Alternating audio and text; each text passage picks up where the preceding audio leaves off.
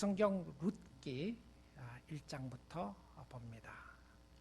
구약성경 403면에 있습니다. 402면에 있는 룻기 1장 1절부터 5절 말씀을, 하나님의 말씀을 봉독해 드리겠습니다. 사사들이 치리하던 때에 그 땅에 흉년이 드니라.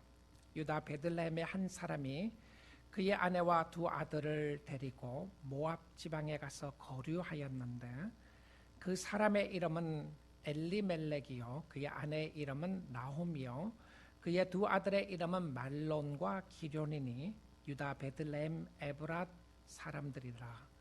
그들이 모압 지방에 들어가서 거기 살더니 나오미의 남편 엘리멜렉이 죽고 나오미와 그의 두 아들이 남았으며 그들은 모압 여자 중에서 그들의 아내를 맞이하였는데 하나의 이름은 오르바요 하나의 이름은 루시더라.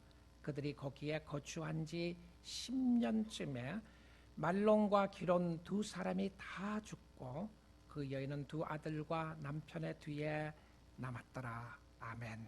하나님의 말씀이었습니다. 오늘부터 해서 여러분과 함께 룻기서를 통해서 하나님의 말씀을 보고 하나님의 은혜를 함께 나누고 싶습니다. 하나님께서 우리에게 크신 은혜로 찾아오시고 축복해 주실 줄 믿습니다. 여러분, 룻기에 관한 말씀을 들으면서 성경을 보는 렌즈를 어떤 렌즈를 사용해서 볼 것인가가 매우 중요합니다. 특별히 구약 성경에 나오는 모습들을 어떻게 해석하며 우리는 어떻게 이해할 것인가를 보는 틀이 무엇인지를 좀 확인하기를 원합니다. 우리가 잘 아는 대로 구약 성경은 율법책이 있습니다. 창세기, 출애굽기, 레위기, 민수기, 신명기, 모세오경이라고 하는 법에 관한 부분들이 있고요. 또 역사를 기록하고 있는 역사서가 있습니다. 하나님은 아브라함이라고 하는 한 사람을 택하고 아브라함의 조상들을 통하여 민족이 축복받기를 원하셨던 선택된 백성들이 있었습니다. 그리고 그 선택된 백성들을 통하여 하나님은 하나님의 계획을 이루어 나가시는데 그 역사를 통해서 하나님이 하시고 싶은 것이 무엇인가를 보여주는 역사서가 12권이 있습니다. 그리고 이 아름답게 표현한 시들이 있습니다. 그래서 우리는 그것을 시가서라고 이야기를 하죠. 욥기도 시고요. 시편, 잠언, 전도, 아가서가 시가서에 속하는 말씀들이었습니다. 그리고 앞으로 일어날 일들에 대하여 메시아가 오실 것에 대하여 예언한 예언서들이 있습니다. 우리는 그 예언서를 선지서를 대선지서, 소선지서로 구분을 합니다. 내용이 얼마나 중요했느냐에 따라서 대선지서, 소선지서로 나누는 것이 아니고 책의 양이, 예언의 분량이 얼마나 크고 작은냐에 따라서 예언서가 나누어지게 되었습니다. 이 구약 성경은 우리 개신교가 믿고 있는 구약 성경이나 또한 유대인들이 믿고 있는 성경이나 똑같은 성경책입니다. 그런데 큰 차이가 하나가 있습니다. 그 차이는 무엇이었냐면 바로 예수 그리스도입니다. 제가 만약에 구약 성경을 해석하면서 유대인들이 제가 설교를 하고 난 이후에 박수를 친다면 저는 설교에 실패한 사람입니다. 혹시 유대인들이 제 설교를 듣고 구약 성경의 해석을 들으면서 저거는 참남한 설교다, 어떻게 저런 설교를 할 수 있냐, 어떻게 이런 설교를 할 수 있냐에 대한 그 부분 속에 예수 그리스도가 메시아였다는 것을 이야기한다면 저는 설교를 잘한 겁니다. 왜냐하면 핵심은 메시아 되신 예수 그리스도이기 때문에 그렇다는 사실입니다. 룻기서를 보면서 우리가 중요한 해석의 틀을 놓기를 원하는데요. 첫 번째 모습은 무엇이었냐면 모든 성경은 성령의 감동으로 쓰여졌다는 것입니다. 신약 성경 예수 그리스도의 복음서나 바울이나 또 다른 여러 사도들이 썼던 서신서만이 성령의 감동으로 쓰여진 것이 아니고 구약 성경 39권 전권도 성령의 감동으로 쓰여진 책이었습니다. 그러기에 성령의 역사가 없이는 우리가 성경을 바로 해석할 수가 없다는 사실입니다. 또한 우리가 보아야 하는 것은 이 성경을 통해서, 역사를 통해서 하나님의 관점은 단순히 역사를 이야기하고 싶었던 것이 아니었습니다. 이 말씀을 통해서 보아야 하는 것은 하나님 자신입니다. 성경은 도덕적인 것을 가르치고 싶었던 것이 최대의 목적이 아니었습니다. 성경은 하나님을 보여주는 책이었습니다. 하나님이 누구시며 그 하나님은 우리를 어떤 방법으로 인도하시고 우리가 그 하나님 앞에 순종할 때 어떤 축복을 주시고 순종하지 않을 때 어떤 벌을 주시는가를 보여주신 하나님에 관한 책이었습니다. 그런데 구약 성경에 보게 되면 여인의 이름으로 기록된 성경책이 두 권이 있습니다. 한 권은 뭐죠? 룻기입니다. 우리가 읽었던 룻기서고요. 다른 한 권은 무엇이죠? 에스더입니다. 네, 에스더예요. 에스더와 룻기는 여인의 이름으로 기록된 두 권의 책인데요. 룻은 이방 여인이 어떻게 하나님의 자녀가 되어서 하나님의 약속의 땅에 살았는가에 대한 이야기고요. 에스더서는 하나님의 자녀였는데 어떻게 이방 땅에 가서 말씀을 순종하며 살았는가를 보여주시는 말씀이었습니다.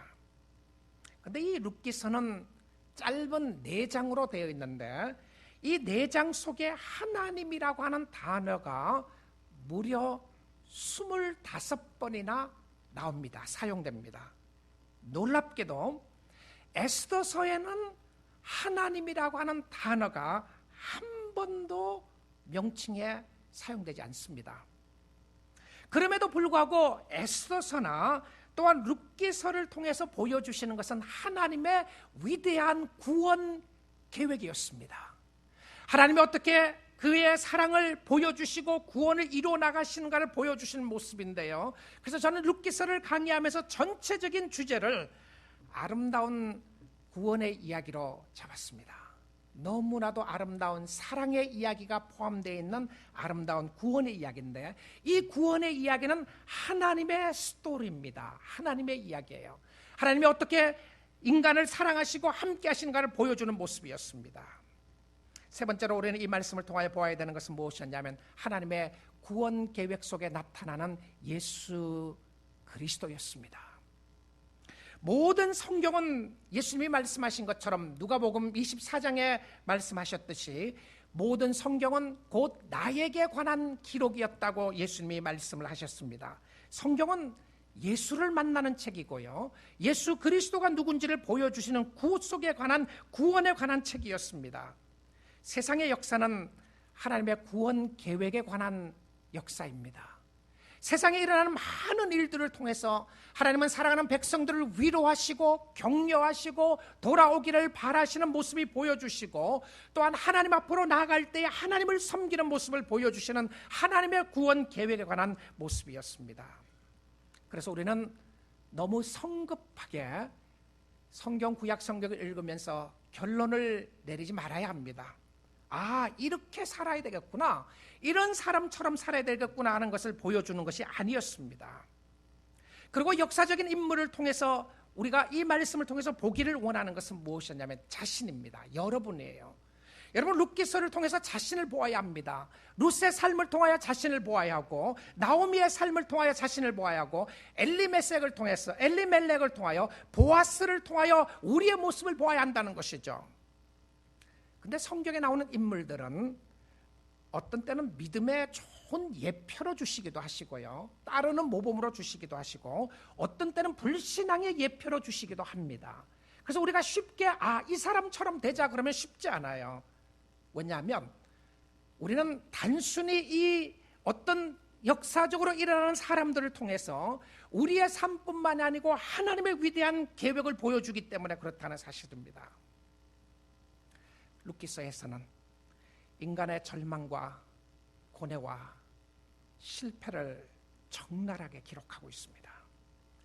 소망이 없어 보이고 끝이라고 생각했던 그 끝자락에서 하나님은 사랑하는 백성들을 여전히 잡고 계시고 그럼에도 불구하고 하나님을 떠났던 백성임에도 불구하고 하나님은 끊임없이 그의 손을 잡고 계시고 붙잡고 계신다고 하는 하나님의 위대한 계획에 대한 스토리를 적고 있다는 사실입니다. 아름다운 사랑의 고백을 통해서 하나님의 사랑을 확인할 수 있습니다. 그리스도의 구속의 사역을 보여주는 것이 바로, 아름답게 설명하는 것이 바로 룻기서입니다. 룻기서는 전체적으로 아름다운 구원의 이야기였어요. 역사적인 사건을 통하여 자신의 모습을 바라보고 또한 하나님의 모습을 볼 수 있는 역사가 있기를 주님의 이름으로 축복드립니다. 여러분, 우리가 역사적으로 존경하는 사람들을 생각할 수 있습니다. 나는 이 사람 존경한다, 저 사람 존경한다, 나는 세종대왕을 존경한다, 이수신 장군을 존경한다, 누구를 존경하는 사람을 생각을 하면요, 존경 그 자체로 끝날 때가 있습니다. 우리와 별로 이렇게 커넥션 돼갖고 커넥트 돼서 생각하는 모습들이 없는 것을 보게 되죠. 근데 성경의 인물들은 나를 보게 하고 하나님을 보게 합니다. 그래서 성경의 이야기는 여러분에 관한 이야기입니다. 룻기서의 이야기는 여러분의 이야기예요. 하나님의 이야기라는 사실입니다.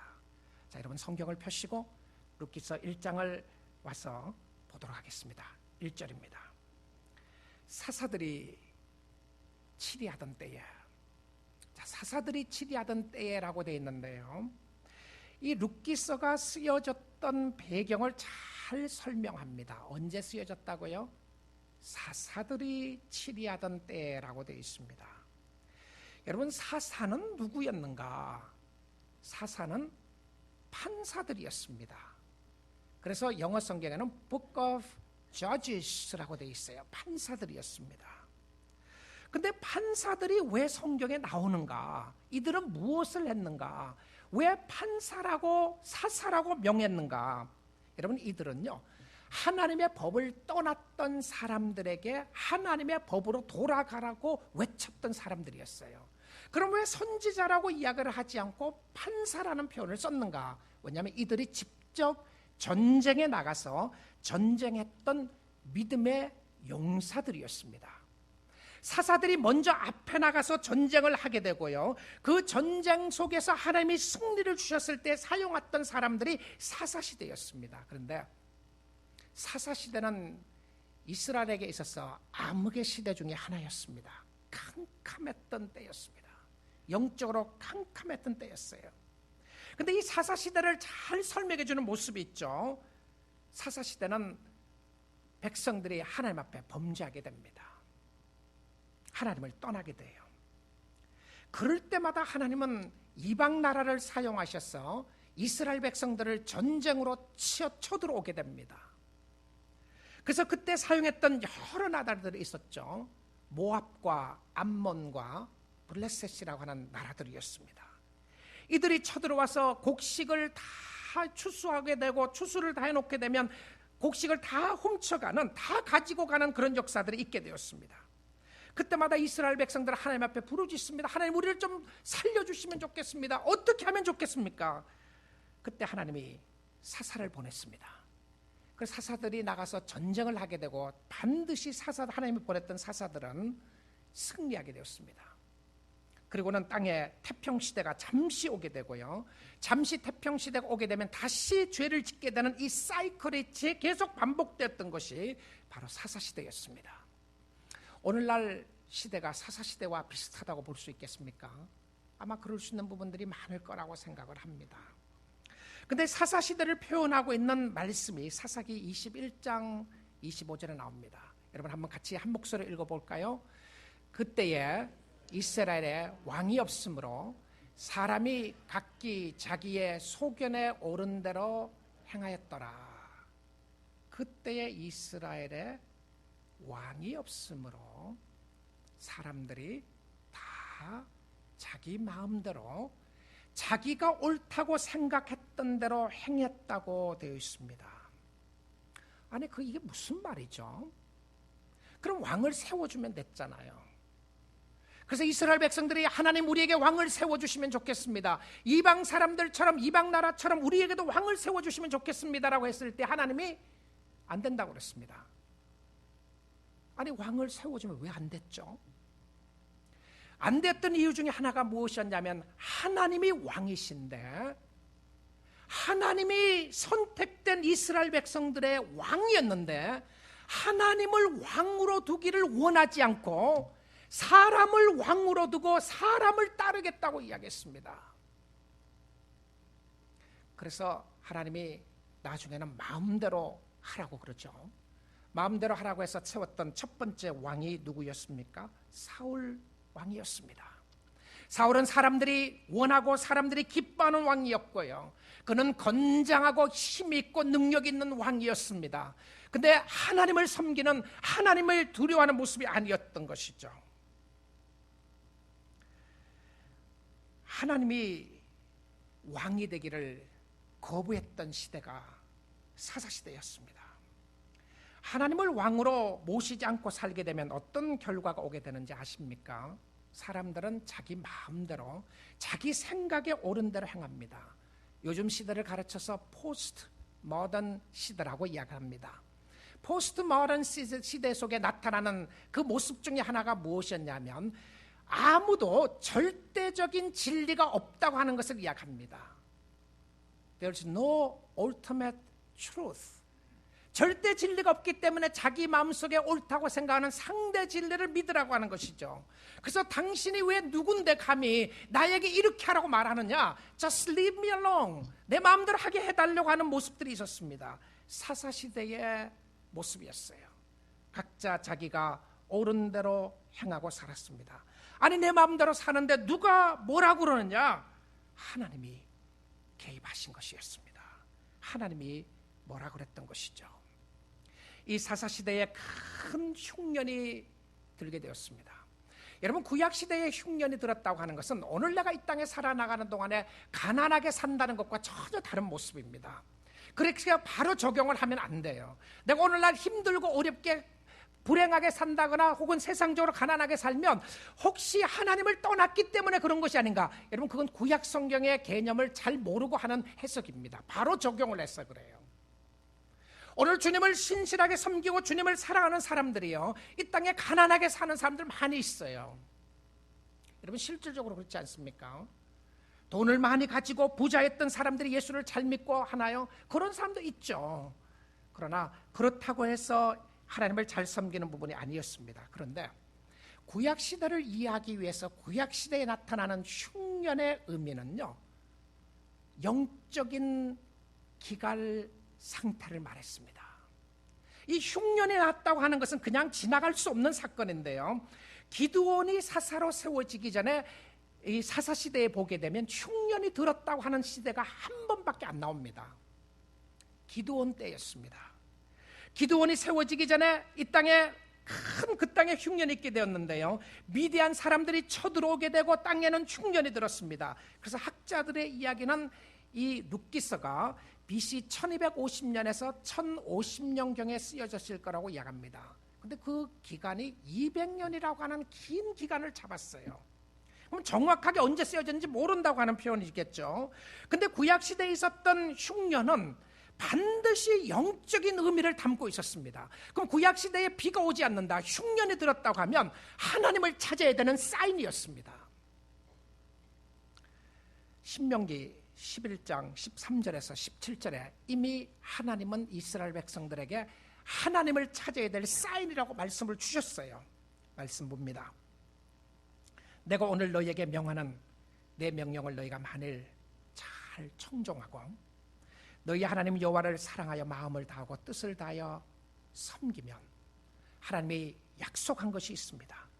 여호와께서 너희의 땅에 이른비와 늦은비를 적당한 때에 내리시니 너희가 곡식과 포도주와 기름을 얻을 것이요, 하늘에서 비가 오는 것이 자연적인 모습으로 비가 왔던 것이 아니었고 하나님이 이른비와 늦은비를 주셨는데 농경사회 속에서는요, 늦은비와 이른비가 적당한 때에 내리지 않으면 농사를 지을 수 없고 추수를 할 수 없는 그런 상황이었습니다.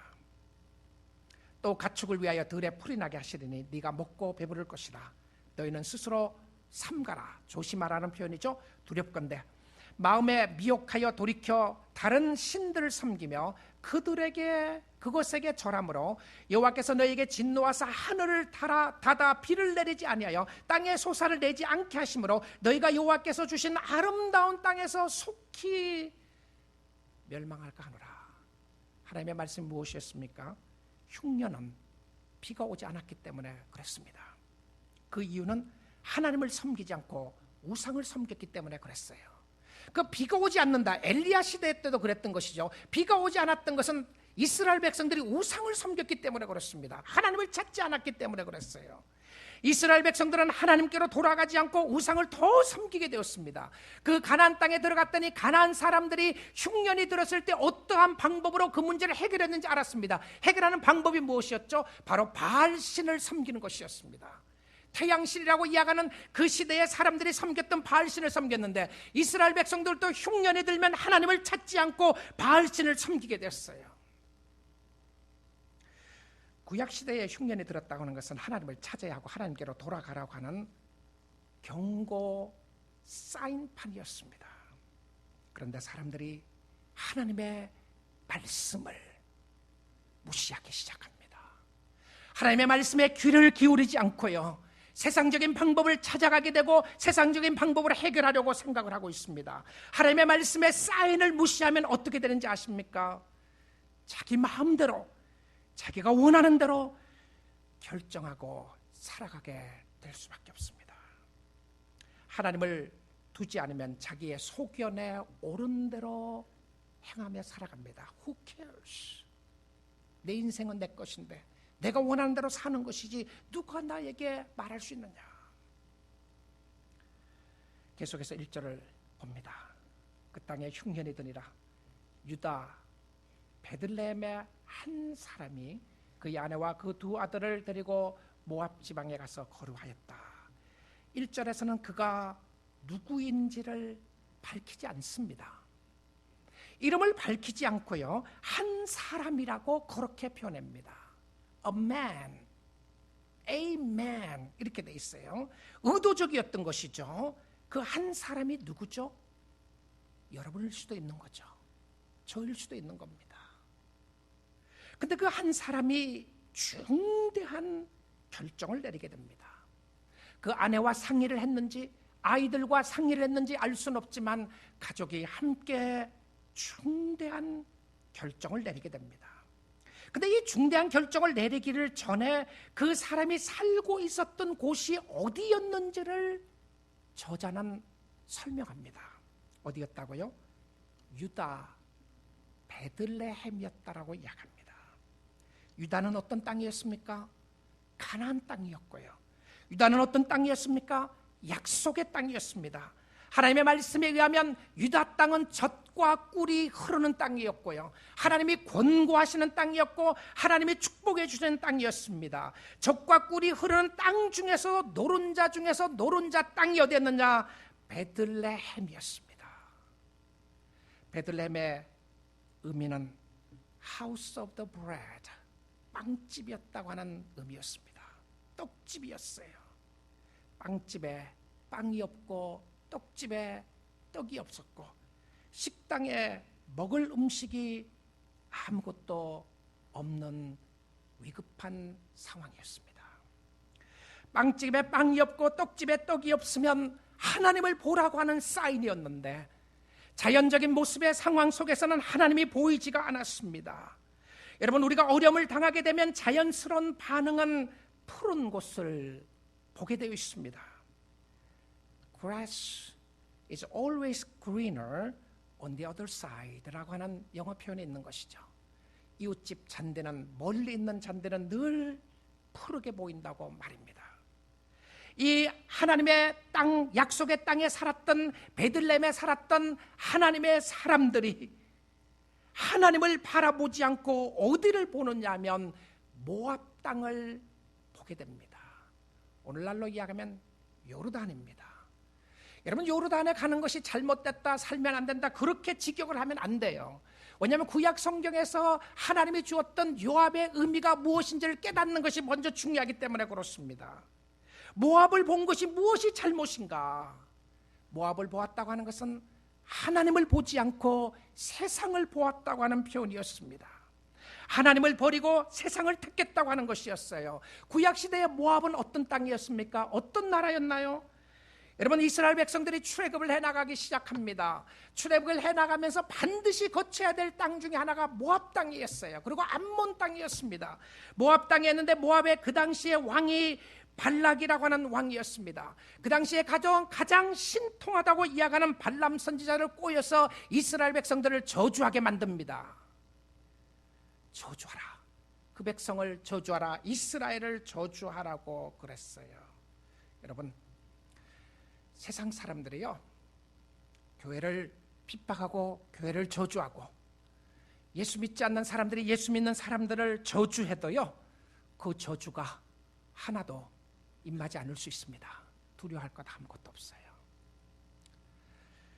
하나님이 그들이 저주하지 못하도록 막으십니다. 그런데요, 저주를 하려고 했던 사람들을 하나님이 벌하셨어요. 심판하셨습니다. 나중에 하나님이 이스라엘 백성들에게 이렇게 이야기합니다. 신명기 23장 3절입니다. 암몬 사람과 모압 사람은 여호와의 총회에 들어오지 못하리니. 여호와의 총회가 뭔지 압니까? 예배 장소였습니다. 성전에 못 들어온다는 거예요. 하나님의 백성들이 모이는, 하나님의 임재하심이 있는 총회에 암몬 사람들과 모압 사람들은 들어오지 못한다. 그들에게 속해 있는 자는 몇 대까지요? 10대뿐 아니라, 여기 10대라고 나오는 부분이 10살을 이야기하는 것이 아니고 10 generation을 이야기합니다. 그 당시에 일반적으로 1세대를 40년으로 보았어요. 그러면 10세대면 400년 동안 못 들어오도록 막았어요. 그뿐만이 아니었어요. 영원히 하나님의 총회에 들어오지 못하리라. 그리고 나서는 그 3절, 4절, 5절, 6절에 가서 보게 되면 왜 그랬는지를 설명합니다. 하나님의 백성들을 저주했다는 이유로 그렇게 했어요. 하나님 앞에 들어오지 못하도록 막았습니다. 누구였습니까? 암몬 사람과 모압 사람이었어요. 그리고 영원히 여호와의 총회에 들어오지 못하도록 막습니다. 자, 다음 주 시간에 우리가 보겠지만 룻이 모압 사람이었어요. 그 하나님의 총회에 들어올 수 있는 방법을 얻게 되었습니다. 자, 근데 왜 이렇게 상황 속에 이렇게 했나요? 여호와의 백성을 저주했기 때문에 그랬던 것이고, 그 결과로 말미암아 하나님의 심판이 맺던 것이었습니다. 근데 이 사사시대 때에도 이스라엘 백성들에게 쳐들어왔던 사람 중에 하나가 모압 백성들이었는데요, 모압 백성들이 이스라엘에게 쳐들어와서 18년 동안이나 괴롭히게 합니다. 이스라엘 백성들을 괴롭히게 했어요. 모압은 우상숭배 상징의 나라였고요, 모압 여자들과 결혼하면서 우상이 들어오게 되었고, 그런 나라였던 것을 보여주고 있습니다. 그래서 거기에 갈 수 없는 것이었습니다. 하나님의 사람이 모압 땅을 볼 수가 없는 것이었고요, 모압 땅에 갈 수가 없었던 것이었습니다. 모압은 우상 숭배의 상징이었습니다. 무슨 이야기였나요? 하나님을 등지고 베들레헴을 버리고 세상의 떡을 따라갔던 사람에 관한 이야기였습니다. 하나님께 얼굴을 보이지 않고 등을 보였던 것이었습니다. 하나님 앞에 등을 보이면 절망입니다. 하나님 앞에 등을 보이면 괴로움과 한숨 쉬는 일밖에 없습니다. 그런데 이들이 가면서 생각했던 생각의 틀을 오늘 성경을 통해서 엿볼 수가 있게 됩니다. 그 생각의 틀이 무엇이었냐면 1절 끝에 나오는 모습인데요, 가서 거류하였다고 하는 표현입니다. 이 NIV에서는 이 성경을 이렇게 번역을 했어요. They went to live for a while. 잠깐 살기 위해서 갔다고 되어 있습니다. 히브리 성경의 개념을 보게 되더라도 그들은 잠시 가서 살려고 생각했던 것이었습니다. 하나님을 떠나게 되면서 세상의 어떤 풍족함과 세상에 있는 여러 가지 상황을 보면서 거기 가서 잠시 동거하고 오겠다고 생각하고 갔던 것이었습니다. 여러분, 이것이 성도들이 잘못된 결정을 하는 결정적인 실수 중에 하나라고 생각합니다. 무슨 의미죠? 잠깐이에요. 하나님 잠깐만 갔다가 오겠습니다. 하나님 한탕만 하고 돌아오겠습니다. 한 번만 눈 감아주세요. 여러분, 도박에 빠지는 사람들의 모습과 비슷한 거죠. 한탕만 하고 오겠다는 것이죠. 한 번이라고, 이번이 마지막입니다. 한 번만 더 하겠습니다. 엘리멜렉과 그의 가족들은 모압 땅에 들어가면서 하나님이 가지 말려고 하는 세상적인 모습으로 길을 들어가면서 잠깐 갔다가 오겠다고 생각하고 갑니다. 그러나 죄는 끌어당기는 강한 힘이 있습니다. 죽이려고 하는 힘이 있어요. 잠깐 가겠다고 했는데 2절 끝에 보게 되면 거기 들어가 살았다고 되어 있고요.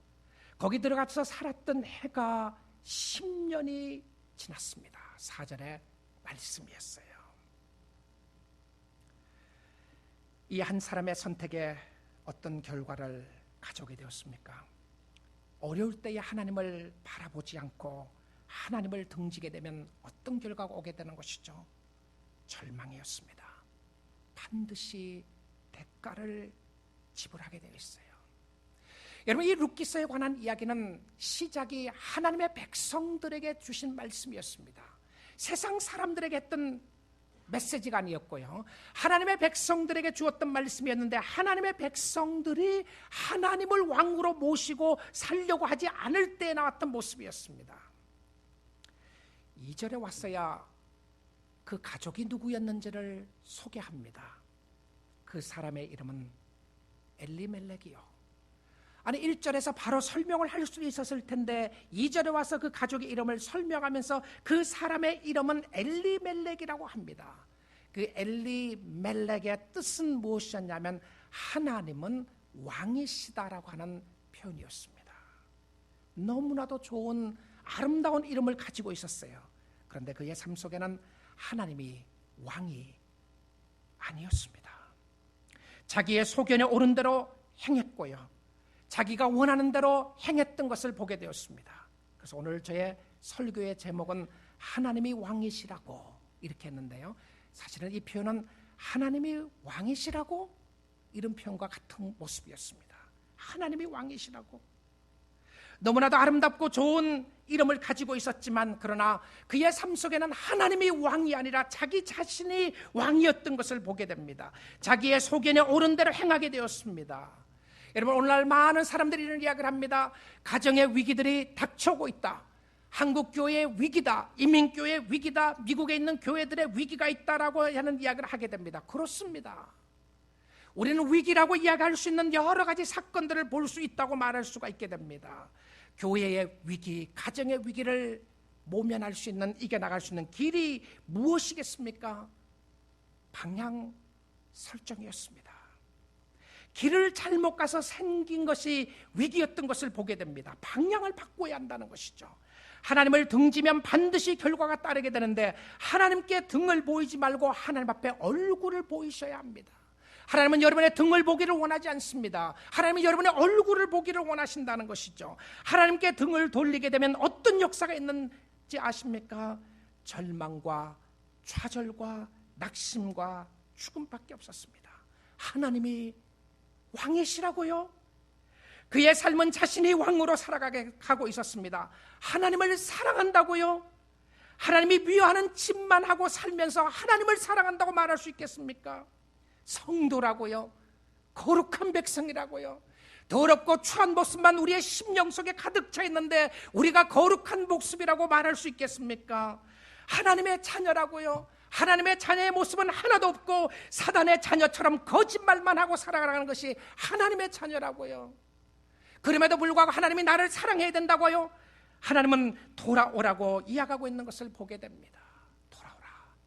Return to the Lord. Return to me. 하나님 앞에 돌아가지 않았을 때에 죽었던 어려움이었습니다. 그의 아내의 이름은 나오미였습니다.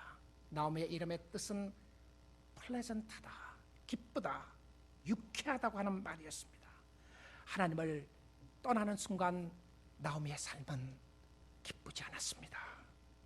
하나님을 떠나는 순간 나오미의 삶은 유쾌하지 않았습니다. 나중에 그는 자기 자신을 가르쳐서 나오미라고 플레젠트라고 부르지 말고 비럴하다고 불러라. 나의 삶은 마라와 같은 삶이다. 쓰다. 비럴하다고 그렇게 이야기합니다. 하나님을 떠나면서 그의 삶 속에 있었던 모습은 비럴했던 쓴 뿌리밖에 남지 않았습니다.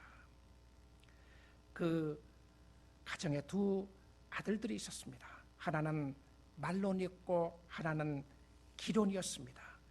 이 아들의 이름을 통해서 하나님을 떠난 사람들의 비참함을 또 설명합니다. 말론이라고 하는 이름의 뜻은 sick하다, 위크하다 하는 표현이었어요. 아프다라고 하는 표현이었고요. 약하고 아프다. 기론이라고 하는 이름의 뜻은 consumed, 소비다, 낭비다라고 하는 뜻을 가지고 있었습니다. 이스라엘 백성들의 모습을 적나라하게 지적해주고 있었어요. 그들은 약했고 그들은 소비적인 삶을 살았고 그들을 돌보는 사람들이 아무도 없다는 모습을 설명합니다. 다시 그들의 정체성을 설명합니다. 여러분 2절에 와서 이 저자는 다시 설명을 하면서 이름은 말론과 기론이니 유다 베들레헴 에브랏 사람이었더라. 여러분 이 룻기서가 역사서라고 그랬죠. 근데 이 역사서를 기록하는 사람은 repetition, 반복을 하는 것은 문체적으로 아름다운 표현이 아닙니다. 이 사람들이 어디의 사람이었느냐 하면 유대 베들레헴의 사람이었다는 것을 바로 앞 문장에 설명을 하고요. 문장이 하나 끝나기도 전에 또 리핏하는 것이 무엇이었냐면 그가 어디에 살았느냐 하면 유대 베들레헴 에브라 사람이었다라고 또 반복합니다. 무슨 의미죠? 왜 이렇게 짧은 시간에 두 번이나 반복을 하게 되는 모습을 설명했을까요? 무엇이었습니까? 하나님을 왕으로 살아야 했던 사람, 하나님을 왕으로 모시고 살아야 할 사람들의 어려움이 있으니까 세상적인 방법을 택했다고 하나님을 떠났다고 하는 것을 이야기합니다. 하나님께로 돌아가지 않고 세상으로 가게 되었습니다. 죄를 짓게 되는 것이죠. 잠깐 한번 해보려고 했던 것이 어떻게 되었나요? 거기서 살게 되고 잠깐 살기를 원했던 것이 10년이라고 하는 긴 세월이 흘러갔습니다. 하나님을 떠난 사람의 비참함이 지속적으로 계속되었어요. 나오미의 남편이 죽게 됩니다. 트래직한 하나님을 떠난 사람의 모습에 정말 비참함이 시작되었고 나오미의 사랑하는 남편이 죽게 되었습니다. 그리고는 그 나오미에게 두 아들들이 있었어요. 두 아들들은 모압 여인들과 결혼을 하게 되었습니다.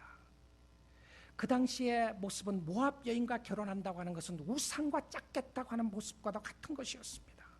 오르바와 룻이었습니다. 어려움은 점점 커져갔습니다. 아니 한 가정에 이렇게 어려움이 있을 수 있을까 할 정도로 어려움이 생기게 되었는데 첫 아들이 죽게 됩니다. 그리고 얼마 있지 않아서 둘째 아들도 죽게 되었습니다. 10년 사이에 나오미는 남편을 잃고 아들들을 다 잃었습니다. 상속자가 없어졌다는 것이죠. 구약 성경의 개념으로 생각을 하게 되면 이것은 가장 비참한 모습을 설명했던 것이었습니다. 아무도 그를 보호해줄 사람이 없는 모습이었고요. 과부가 되어서 아무도 그를 상속받거나 해줄 수 없는 그런 상황 가운데 있게 되었던 것을 보게 됩니다. 여러분 잠시라도 하나님을 떠나면 안 됩니다. 돌아오셔야 되는 거예요. 비참한 모습은 종말론적인 심판을 보여주는 모습입니다. 여러분 이렇게 생각할 수 있을지도 모르겠어요. 아니 하나님을 떠나도 떵떵거리고 잘 먹고 잘 살고 있는데 무슨 소리라는 것인가? 여러분 그것은 잘 먹고 잘 산다고 하는 모습은 이 땅의 모습을 설명하는 것이 아니고요. 종말론적인 모습을 설명해 주는 것입니다. 하나님을 떠나게 되면 결과적으로 다 망가집니다. 다 깨지게 되어 있어요. 지금이 아니면 확실한 거는 심판대 앞에서는 다 깨지게 됩니다. 다 없어지게 됩니다. 남을 것은 절망밖에 없게 되고요. 남은 것은 지옥밖에 없게 되는 것이었습니다. 아니 어떻게 이렇게 어려운 일들이 있을 수 있을까? 하나님이 그렇게 했느냐고요? 아니었습니다. 그들이 하나님을 떠났던 것이었습니다. 하나님을 떠난 사람의 모습을 보여주는 것이었어요. 그런데 룻기서의 절망의 이야기로 끝나지 않습니다. 하나님은 자기에게로 돌아오는 사람을 결코 외면하지 않았습니다. 성도를 향한 하나님의 뜨거운 마음은, 하나님의 마지막 메시지는, 성도를 향한 하나님의 마지막 메시지는 은혜였고 축복이었습니다. 하나님이 하시는 마지막 표현은 은혜였습니다. 탕자가 집을 나갔을 때에 말 안 듣고 고생시켰던 부모의 말을 직시도 그렇게도 안 들었던 아들이 나갔을 때에 아버지는 이렇게 생각하지 않았습니다. 그래, 네가 나를 이렇게도 힘들게 했으니까 네가 나가서 직사게 고생을 하고 한번 해봐라, 그렇게 하지 않았어요. 그리고 아버지는 편안하게 집에서 누워서 먹고 자고 노는 모습이 아니었습니다. 아버지는 기다렸어요. 아버지가 탕자가 오는 것을 보고 이제 집까지 들어와서 네가 무릎 꿇고 나에게 기도하고 나에게 잘못했다고 빌면 내가 너를 맞이해 주겠다고 이야기하지 않고요, 돌아오는 모습을 보고 아버지는 뛰어가셨습니다. 아버지가 뛰었어요. 아들이 돌아오는 모습을 보고 말입니다. 이런 하나님의 아버지였습니다. 저와 여러분은 하나님을 떠났던 이방 사람들이었고요, 하나님의 마음을 아프게 했던 이방 사람이었습니다. 저와 여러분은 하나님의 총회에 들어갈 수 있는 자격이 없는 사람이었습니다. 하나님의 선택된 백성들이 아니었고요, 하나님 앞에 설 수 없는 사람들이었습니다. 그럼에도 불구하고 하나님이 우리를 사랑해 주시고 축복해 주시고 인도하셨는데, 그런 가운데서도 우리는 하나님의 마음을 아프게 하고 여전히 어렵게 할 때가 있지 않습니까? 사랑하는 성도 여러분, 육신의 양식을 얻기 위하여 하나님을 버리지 말아야 합니다. 생명의 양식을 얻으셔야 하고요, 영적인 양식을 찾으셔야 합니다. 룻기서가 기록된 것은 약 1000년 전에 예수 그리스도가 오시기 전이었습니다. 예수 그리스도가 어디에 탄생하셨습니까? 유대 땅 베들레헴에 탄생하셨습니다. 사람들에게 떡을 주시기 위하여 오셨어요. 빵을 주시기 위하여 하셨습니다. 이 상황 속에서 룻기가 있었던 그 상황 속에 유대 땅 베들레헴에는 빵이 없었습니다. 떡이 없었어요. 그 상황을 통해서 보여주기를 원했던 것은 생명의 떡이었던 예수 그리스도에 관한 이야기였던 것을 설명해 주고 있었습니다. 생명의 떡이었고 굶주린 백성들에게 주는 떡이었습니다. 그래서 요한복음 6장에 예수 그리스도는 이렇게 이야기하셨습니다. 예수께서 이르시되 나는 생명의 떡이니 누구든지